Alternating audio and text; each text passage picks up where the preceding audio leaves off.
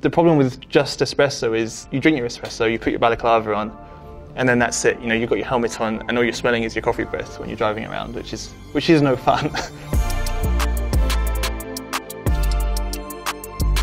Hi, I'm Formula 1 driver Alex Albon, and these are my 10 essentials. Anyone who knows me knows I lose everything. I think that's because I'm a lot of the time so focused on the driving that I honestly, my mind just goes into a different place, and the amount of times I've lost a wallet, phone, passports is on and on. So AirTags are my saviour. My Crocs. I mean, Crocs are cool now, right? I've got basically my little gibbets and they're my travel shoes, but they're actually quite embarrassing. So sometimes when I travel with the other drivers, I'll end up not wearing them. They'll stay in the bag. They're quite simple. If you want a bit of a backstory behind them, 23 is my race number. Sport mode, it's always engaged. Peace sign, I'm kind of known for a bit of a peace sign. Lightning McQueen. I have seen I've got Lightning McQueen Crocs out right now, so I need to go and buy them. These are so easy to use. I mean, like, you can literally put them in the washing machine, you can throw them around. They smell good, like the detergent sticks on the shoe, so it's pretty nice. So this is my Chipotle celebrity card. Very excited. I get free Chipotle. That's all I can say. What did I do to deserve this? I don't know. I'm just very privileged. I can eat this as much as I want, I think. I'm not sure my trainer will agree, but I think I can. Moving on to the third item. These are kind of actually more my race kind of things. So my pit lane pass, this gets me into the circuit, which is obviously very handy. I do lose this a few times, but this is pretty much gets us anywhere. It actually gets us also to race control. So when we're being naughty and we got to go to the stewards and they got to tell us off, we have to use these cards to get into the buildings. This photo was taken from 2019. I was at a restaurant with my family. They asked for a photo and I was late to respond to the email, so they just took a photo from, I think my mum gave them a photo and cropped everyone out. So there you go, lovely.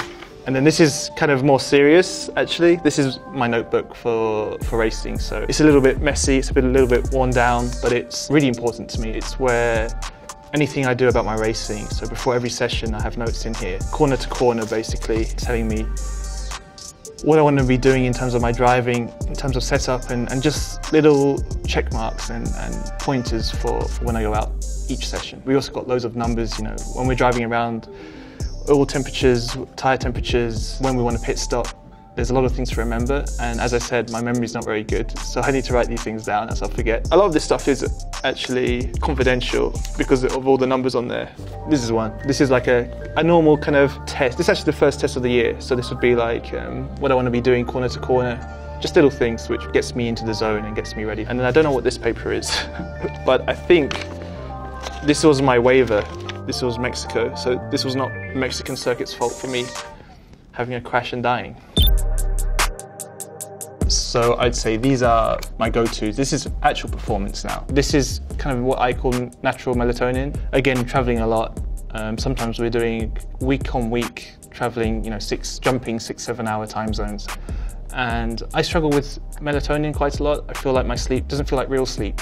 I kind of wake up disorientated and don't feel very good going into the race week. So this is a really good substitute. It's just cherry extract. If you drink too much of this, you'll need this. And this is caffeine gum, and I'll take this pretty much before every session. So, well, it's a mental sport. You need to be on top of your game. Sometimes you might be, you know, a little bit tired, or sometimes you just need a routine. And for me, that's taking some caffeine before I get into the car, and it just stimulates the brain and gets you focused. A lot of drivers will use espresso or take an espresso, which is fine, and sometimes I do as well, but then there's also this gum. If you want a really good hit, you'll take espresso and this, which is nice because then you don't get the coffee breath when you're driving around. Caffeine gum is the way forward. This is my Oculus Rift.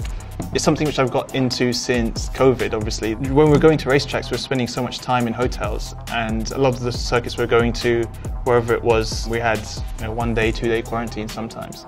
And in hotels that can be pretty boring, so I bought myself an Oculus Rift. My girlfriend does too, she has one. I think it's got competitive, so there's some really good games out there, but I was losing badly, and so I found this thing online, which is like like a golf grip attachment. My game has changed ever since, and I'm still losing, but I'm losing less. And obviously with being in a long distance relationship, it's also actually quite nice to play games together. These are my kind of comfortable loungewear. So of course, you know, I've got some Levi tracksuit bottoms, which are very cozy, and I kind of travel with these everywhere I go. And then this is my racing underwear. So these are great because I actually had appendicitis this year, and I had to have a few scars and all that kind of thing. To make it comfortable, they don't have any kind of seams in them. It's all pretty much one material, so they're very comfortable. And I got to wear them more and more just because I found them the best thing to wear whilst my scars were repairing. It's been a big thing this year in Formula One where underwear has become a big talking point. I would wear previous years my normal underwear and then my fireproofs over the top, but apparently that's really bad for you. The material that gets used, you can get these burn marks in unwanted places. I like my body parts secure when I'm driving around.